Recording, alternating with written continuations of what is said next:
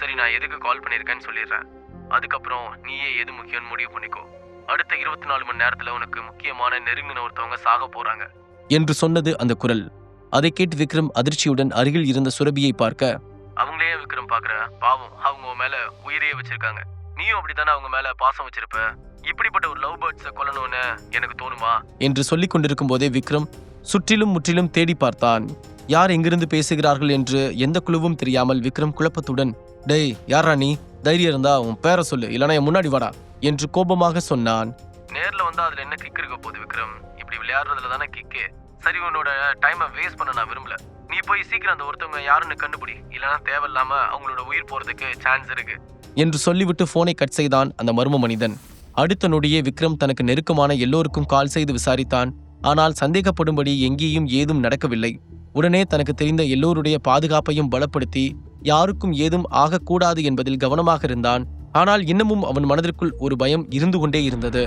விக்ரம், என்னாச்சு? ஏதாச்சும் பிரச்சனையா என்று சுரபி கேட்க, சுரபியிடம் விஷயத்தை சொல்லி பயமுறுத்த வேண்டாம் என்று நினைத்து, ஒன்றும் இல்லை பேபி, ஒரு சின்ன பிரச்சனை தான் என்று சொன்னான்.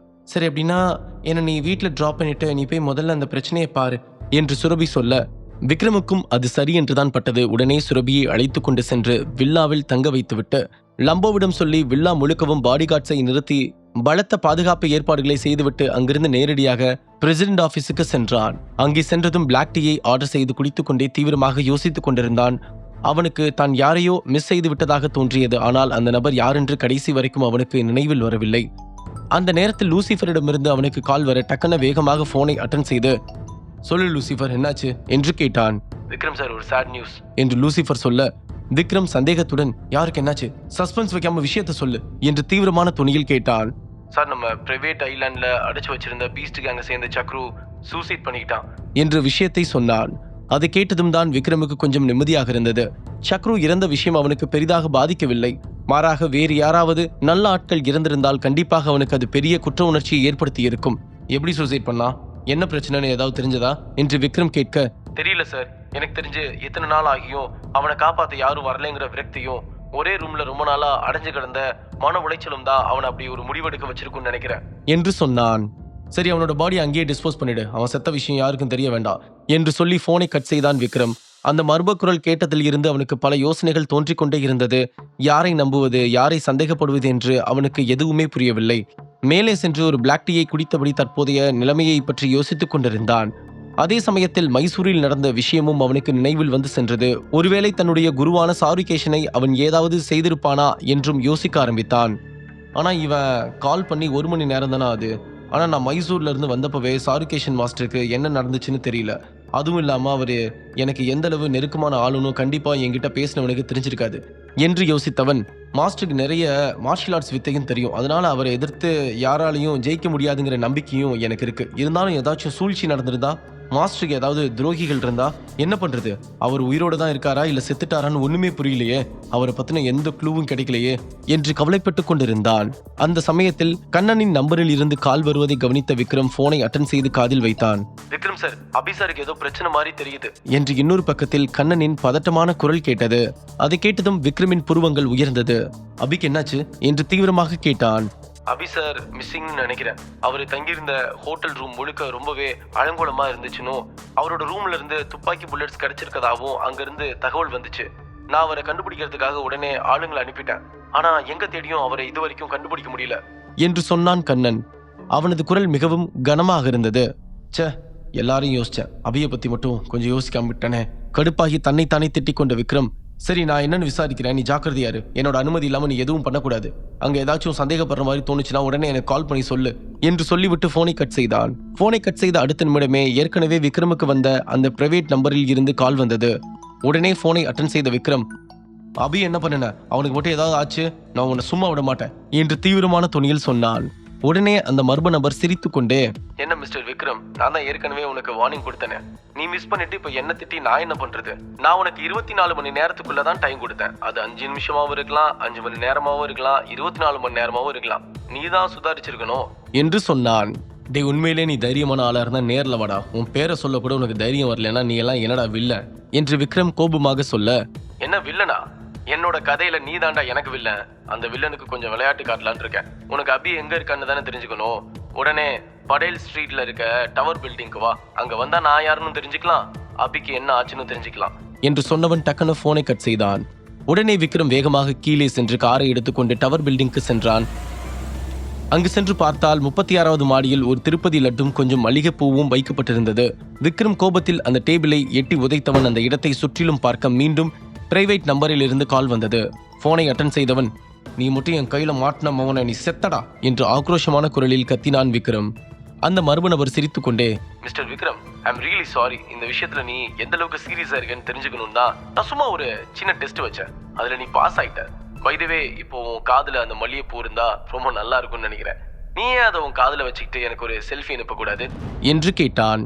விக்ரமுக்கும் அந்த வார்த்தையை கேட்டு பயங்கரமாக கோபம் வர அந்த மர்ம நபர் சிரித்துக்கொண்டே, சரி ஜோக்ஸ் அபார்ட், இந்த தடவை கண்டிப்பா நான் உண்மையை சொல்லிடுறேன். இன்னமும் கொஞ்ச நேரத்துல உன்னோட இடத்துக்கு ஒரு சவப்பட்டி வரும், அதுலதான் உன்னோட அபி இருப்பான், போய் பாத்துக்கோ என்று சொல்லிவிட்டு போனை கட் செய்தான். அதை கேட்டு விக்ரம் அதிர்ச்சியோடு கண்ணனுக்கு கால் செய்ய போனை அட்டன் செய்த கண்ணன், விக்ரம் சார், நானே உங்களுக்கு கால் பண்ணணும்னு நினைச்சேன். நம்ம ஸ்டார் சிட்டில யாரோ ஒருத்தவங்க சவப்பட்டி அனுப்பியிருக்காங்க. அது கிஷன் ஆபீஸ் பில்டிங் பக்கத்துல இருக்கு. அது கூட ஒரு நோட்டீஸும் இருக்கு. அதுல மிஸ்டர் கோச்சா உங்களுக்காக ஒரு கிஃப்ட் அனுப்பியிருக்காருன்னு எழுதியிருக்கு. ஆனா அந்த சவப்பட்டிக்குள்ள என்ன இருக்குன்னு எனக்கு தெரியல என்று பதட்டத்துடன் சொன்னான். சரி, நான் வர வரைக்கும் அதை ஓபன் பண்ணாத, நான் உடனே வர்றேன் என்று சொல்லிவிட்டு போனை கட் செய்தான். அபினவுக்கு என்னாச்சு? யார் அந்த கோச்சா? அது கண்டிப்பா நிரஞ்சனா தான் இருக்கணும். ஆமா, கோச்சானா அது நிரஞ்சன் தான். அபினவ் தான் நிரஞ்சனோட கேஸை விசாரிச்சுட்டு இருக்கான். அது தெரிஞ்சுதான் நிரஞ்சன் இதை பண்ணியிருக்கணும். இப்போ நிரஞ்சனோட ப்ராப்பர்ட்டி வேல்யூவை பத்தி தெரிஞ்சுக்கிறதுக்காக அபினவ் பெங்களூருக்கு போயிருக்கான். அங்க வச்சு அவனை கடத்தினதை பார்க்கும்போது அவங்க இதெல்லாம் முன்னாடியே பிளான் போட்டு தான் பண்ண மாதிரி தெரியுது. அவங்க தான் அபினவை பிளான் பண்ணி கடத்தியிருக்கணும் என்று நினைத்தான் விக்ரம். அதே போல விக்ரமும் மைசூருக்கு சென்றிருந்த போது ரெட்டி குடும்பம், அவர்களுக்கு பின்னால் இருக்கும் ரகசிய சக்திகள் யார், நிரஞ்சனை பற்றிய ஏதாவது தகவல் கிடைக்குமா என்று சோதனை செய்ய அங்கே சென்றிருந்தான். கிருஷ்ணா குடும்பத்தின் பின்னால் இருக்கும் மாஸ்டர் மற்றும் ரகசிய சக்திகளை பற்றியும் தெரிந்து கொள்ள நினைத்தான். அதற்கு பலனாகத்தான் டிராகன் பேலஸ் உரிமையாளர் மாறியிருப்பது அவனுக்கு தெரிந்தது. ஒருவேளை ரெட்டி குடும்பத்திற்கும் பின்னணியில் இருக்கும் சக்திகளுக்கும் ஷாருகேஷ் மாஸ்டருக்கும் ஏதாவது தொடர்பு இருக்குமோ என்று விக்ரம் தீவிரமாக யோசிக்க ஆரம்பித்தான். ஆரம்பத்தில் ரெட்டி குடும்ப வாரிசு வட்டத்தில் இருந்து திடீரென காணாமல் போனது. ராகவ் ரெட்டி அவனது சில ஆட்கள் விக்ரமுடன் சண்டை போட்டார்கள். அந்த சண்டையில் ராகவ் இறந்து விட்டான். அதே சமயம் ரெட்டி குடும்பத்திற்கு விக்ரமின் சொந்த அடையாளமும் அவனுடைய பின்னணியும் தெரிந்திருக்க வாய்ப்பு இருந்திருக்கும் என்று விக்ரம் சந்தேகித்தான். இப்போதுதான் இந்த முழு கதைக்கும் அர்த்தம் அவனுக்கு புரிகிறது. ஒருவேளை விக்ரம் செய்யும் காரியங்கள் எல்லாம் ரெட்டி குடும்பத்துடன் தொடர்புடைய யாரோ ரகசிய விசாரணை செய்கிறார்களோ என்ற சந்தேகமும் விக்ரமுக்கு எழுந்தது. விக்ரம் வேகமாக அந்த கட்டிடத்தில் இருந்து கீழே இறங்கினான். இந்த திரைக்கு பின்னால் யார் இருக்கிறார்கள் என்பதை பொறுத்திருந்துதான் பார்க்க வேண்டும். தன் சொந்த இடத்திற்கு சவப்பட்டியை அனுப்ப துணிபவர்கள் கண்டிப்பாக தனது ஆட்களை கொலை செய்யவும் துணிவார்கள். எப்படியாவது அவர்களிடமிருந்து தனது ஆட்களை பாதுகாக்க வேண்டும் என்று விக்ரம் தீவிரமாக யோசிக்க ஆரம்பித்தான். உடனே ஸ்கை ஸ்டார் சிட்டிக்கு கிளம்பி சென்றான். அங்கே சென்று பார்க்கும்போது ஒரு பெரிய கூட்டமே கூடியிருந்தது. லம்போவும் அங்கே வந்திருந்தான். விக்ரமுக்கு மட்டும்தான் அதற்குள் அபினவின் உடல் இருக்கின்றது என்று தெரியும். மற்ற ஆட்கள் யாருக்கும் அதில் என்ன இருக்கின்றது என்று தெரியவில்லை. விக்ரம் அந்த சவப்பெட்டியின் முன்னால் வந்து நிற்க, விக்ரம் சார், நீங்க வராம இந்த சவப்பெட்டியை திறக்கிற தைரியம் எங்களுக்கு இல்ல. அது மட்டும் இல்லாம இதுல என்ன இருக்குன்னு எங்களுக்கு தெரியாது என்று மிகவும் கவலையுடன் சொன்னான் துஷார்.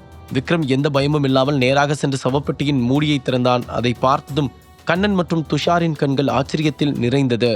பதட்டத்தில் அவர்களின் நெற்றியில் இருந்து வியர்வை வழிந்து கொண்டிருந்தது. ஒரு வலிமையான மனிதன் ரத்தம் கசிந்தபடி சவப்பெட்டிக்குள் கிடந்தான். அவன் பேச முடியாதபடி வாயில் துணியை வைத்து கட்டியிருந்தார்கள். அவனது கைகளும் கால்களும் கூட கட்டப்பட்டிருந்தது. பார்ப்பதற்கு அந்த மனிதனின் நிலை மிகவும் பரிதாபமாக இருந்தது.